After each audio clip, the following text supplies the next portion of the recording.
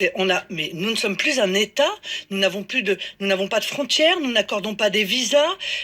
Bien sûr qu'il y a les moyens de contrôler qui entre et qui se maintient sur notre territoire. C'est même la première des libertés d'un pays.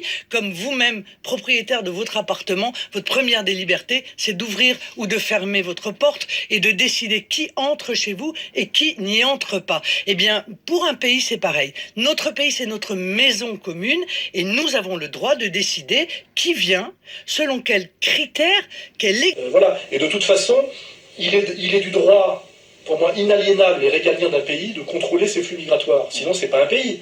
Vous devez contrôler votre monnaie, vos flux migratoires, parce que c'est un pays, ça s'appelle, ça se définit par des frontières, et des frontières, c'est comme des portes que vous ouvrez et que vous fermez. Si vous êtes, moi je suis chez moi dans mon appartement, je vous reçois aujourd'hui, vous avez sonné à ma porte, je l'ai ouverte et je vous ai laissé rentrer. Si vous arrachez la porte et qu'on décrète que n'importe qui peut venir chez moi, ça s'appelle plus mon appartement. Vous voyez, et ça devient le chaos.